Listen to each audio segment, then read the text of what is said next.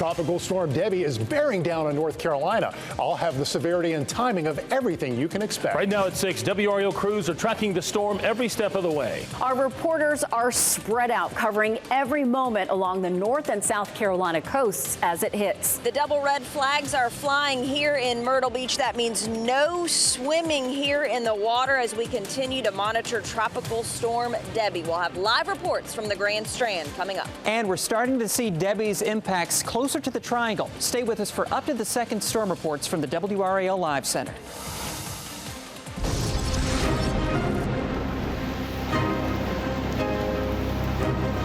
Right now at 6 o'clock, here's a live look at the North Carolina coast, Carolina Beach there. Just a few people out there.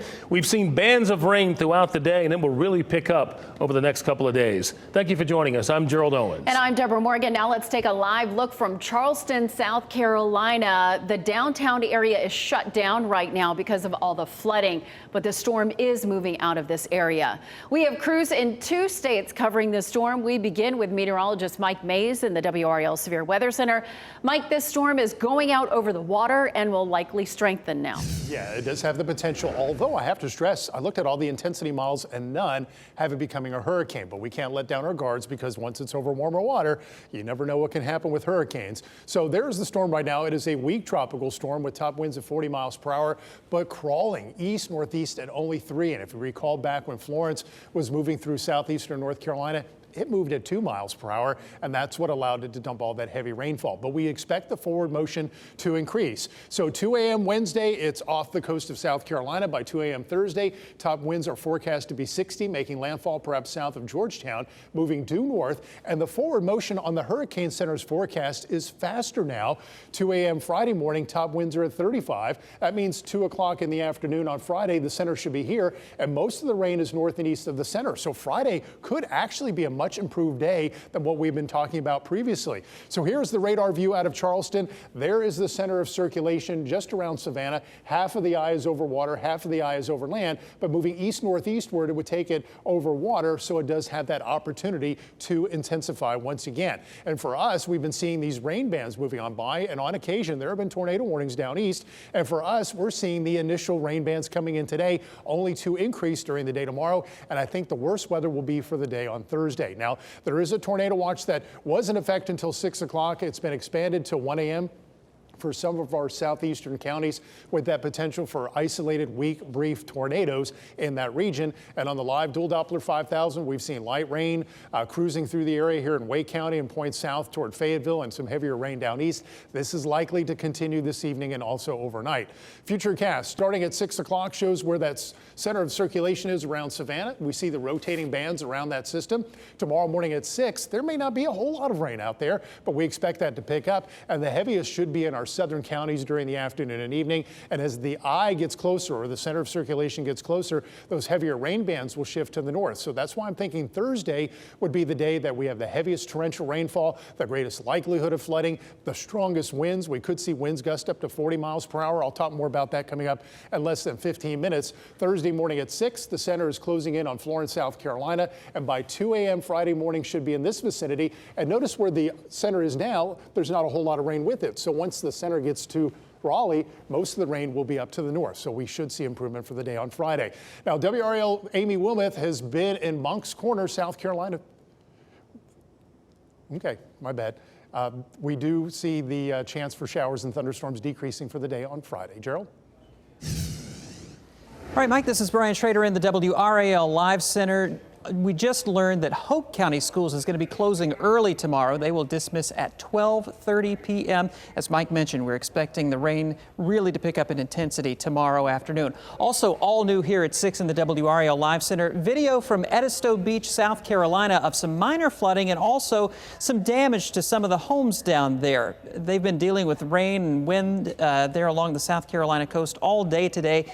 Although, as far as we can tell, at Edisto Beach between Charleston and Savannah, no serious damage at this point. However, in the city of Charleston, they've seen street flooding today, and also in the Charleston area, some problems with tornado damage. Let's show you that, Brian. The WRAL Storm Tracker was back on the road today, driving from Savannah, Georgia to Moncks Corner, South Carolina. That's where the storm destroyed this Arby's. Meteorologist Amy Wilmoth joins us live there now with a more look at the damage. Amy.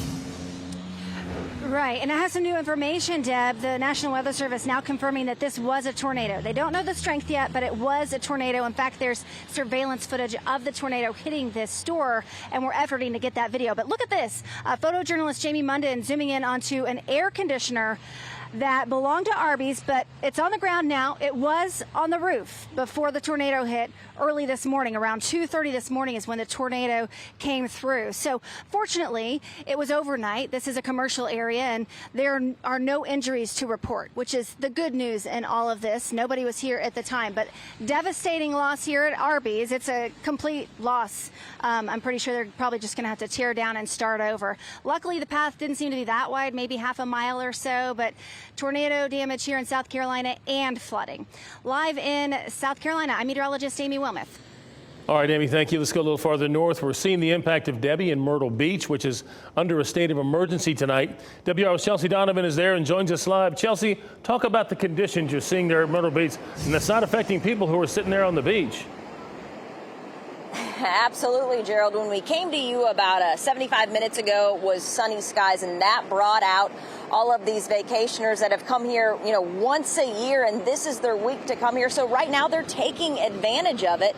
Right now we're not seeing hardly any winds, no rain. We spent the day driving down here from Raleigh, and we're seeing a lot of those rain bands, but right now we're getting a reprieve. And so you're seeing all of these folks coming out here and enjoying the weather before that rain comes in. I want to mention, you see some of those folks down there in the water. That's a no-no right now because the city of Myrtle Beach is flying what they call a double red flag, and that means no swimming in the water, and that's because the conditions here are worsening. A lot of rough surf. You can see those seas getting angrier, of course, by the minute. Of course, let's show you some video we took earlier today when we saw many folks out here.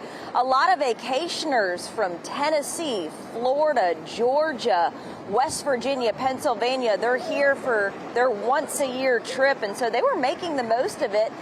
We also went to a couple different places along Ocean Boulevard because that's kind of where people were going, to the arcades and things inside, because right now the boardwalk, which we are near, is pretty much shut down. Not a lot of activity, but as I just said, a lot of people doing what they can to make the most of their yearly vacation. We were really hoping for the sun to be out and be able to hang out on the beach all day, but hasn't been working out so far.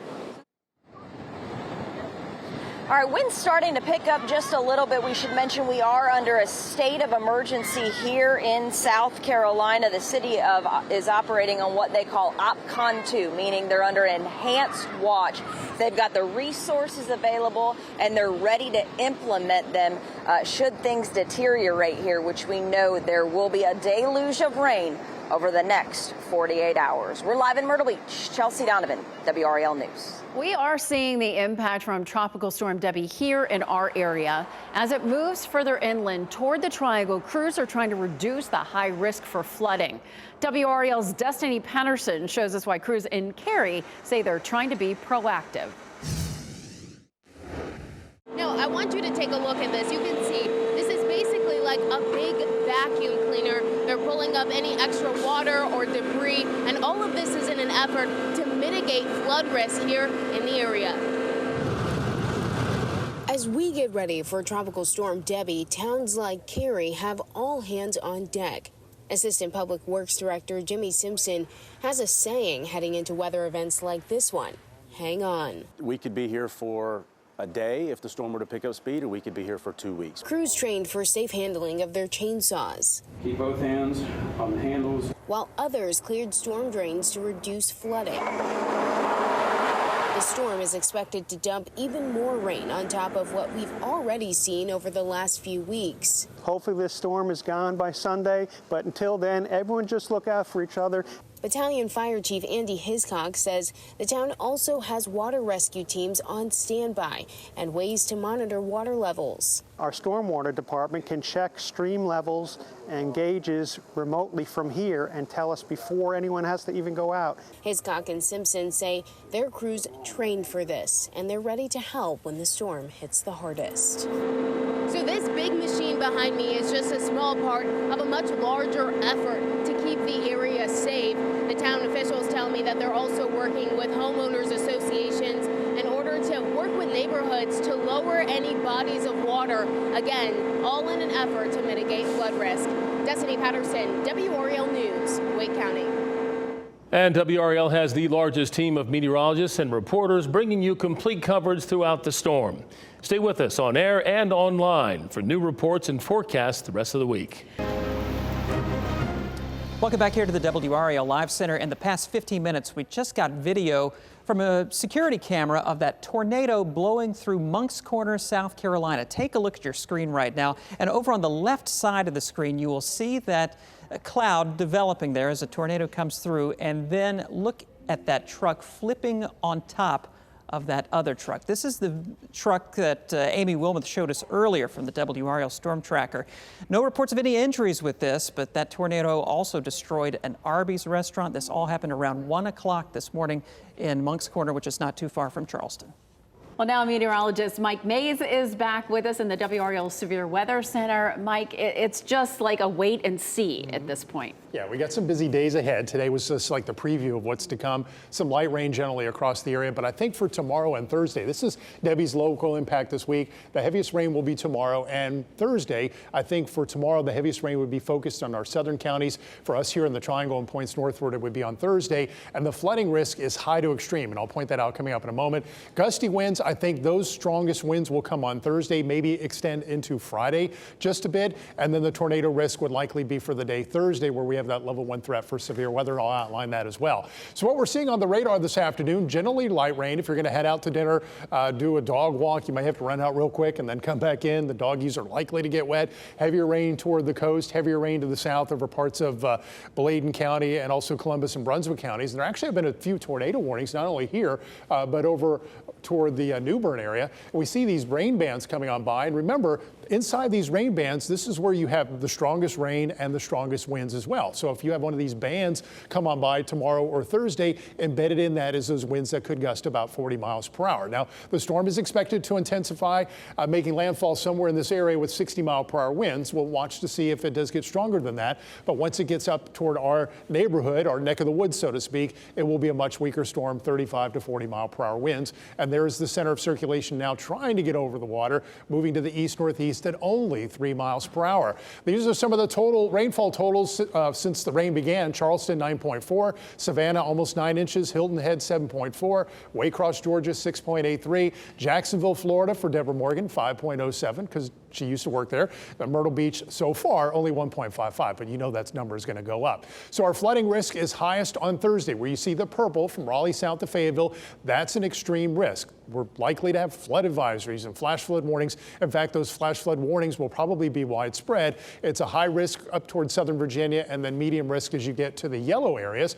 And then the risk for severe weather on Thursday is primarily along and east of I-95. As those rain bands come in, they could generate isolated weak brief tornadoes strong enough to cause the damage that Amy showed you from Moncks Corner in South Carolina. So yeah, it could be strong enough to be substantial like that. And then for maximum wind gusts, which would likely occur for Thursday, 41-mile-per-hour wind gust in Raleigh, 43 maximum in Fayetteville, and there could be some power outages, but this is new today. Yesterday it was showing a medium threat for our southern counties, now down to a low threat. Just make sure you have your devices charged. If you work from home for the day on Thursday, you could notice your power flickering, maybe go out briefly, hopefully not too long. So showers are likely tonight, perhaps even a thunderstorm. Lows will be in the low to mid 70s. It'll be feeling quite tropical out there. And tomorrow we have our first WRAL Weather Alert Day that'll extend into Friday.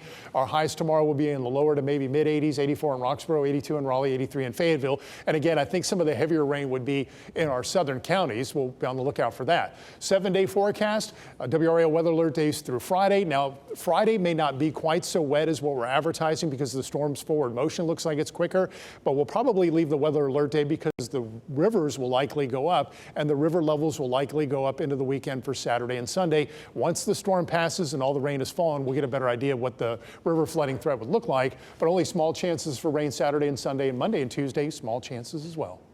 All right, Mike, thank you.